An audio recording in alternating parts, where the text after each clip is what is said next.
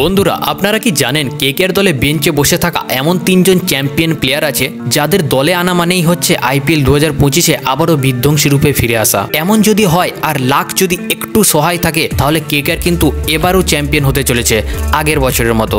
কিন্তু এই তিনজন প্লেয়ারের মধ্যে এমন একজন প্লেয়ার রয়েছে যিনি কিন্তু একাই ম্যাচ ঘুরিয়ে দেওয়ার ক্ষমতা রাখে।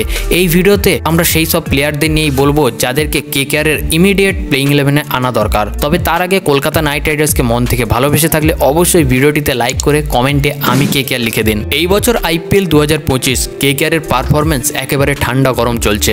একটা ম্যাচ জিতে পরেরটা হারছে, আর একটা জিতে পরেরটা হারছে, একেবারেই কনসিস্টেন্সি নেই। এখন এমন অবস্থা যে 7টা ম্যাচ খেলেছে তার মধ্যে 3টি ম্যাচ তারা জিতেছে এবং 4টি ম্যাচ হেরে গিয়েছে। কিন্তু তুমি যদি কেকেআরের বেঞ্চ স্কোয়াডের দিকে তাকাও তাহলে দেখবে কিছু প্লেয়ার একেবারে অবহেলিতভাবে বসে আছে। ওরা যদি সুযোগ পায় তাহলে কেকেআরের চেহারা বদলে দিতে পারে। আজকে আমরা সেই তিনজন প্লেয়ারকে নিয়ে আলোচনা করব। প্রথম যে প্লেয়ারের কথা বলবো তিনি হচ্ছেন রবম্যান পাওয়েল। ওয়েস্ট ইন্ডিজের প্রাক্তন অধিনায়ক রবম্যান পাওয়েল পাওয়ার হিটিং এর জন্য ভীষণভাবে বিখ্যাত। স্পিন খুব ভালো খেলে, মাঝে সাঝে বোলিংও করতে পারে। কিন্তু অবাক করার ব্যাপার হলো এখনো পর্যন্ত ওকে একটা ম্যাচ খেলার সুযোগ দেয়নি কেকেআর।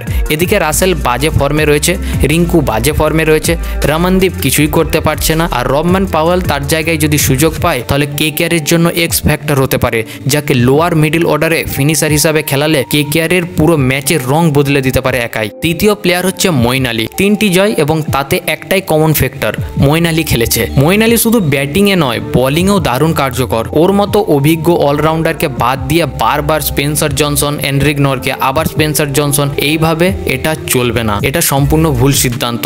মঈন আলী যদি দলে থাকে তাহলে বোলিং এবং ব্যাটিংয়েও কলকাতা একটা বেশি অপশন পাচ্ছে, তবুও তাকে খেলাবে না। তাই যত তাড়াতাড়ি সম্ভব তাকে দলে আনা দরকার। 3 নাম্বার যে প্লেয়ারের কথা বলবো তিনি কলকাতা দলের খুবই গুরুত্বপূর্ণ একজন প্লেয়ার। তাকে দলে যত তাড়াতাড়ি সম্ভব আনা দরকার। তিনি হচ্ছেন রহমানুল্লাহ গুরবাজ। কুইন্টন ডিককের ওপেনিং পারফরমেন্স খুবই খারাপ। 7টা ম্যাচের মধ্যে একটা ম্যাচ যদি আমরা বাদ দিই, একটা ম্যাচে 97 রানের খুব ভালো একটা ইনিংস খেলেছে, কিন্তু বাকি ম্যাচে সম্পূর্ণভাবে ফ্লপ।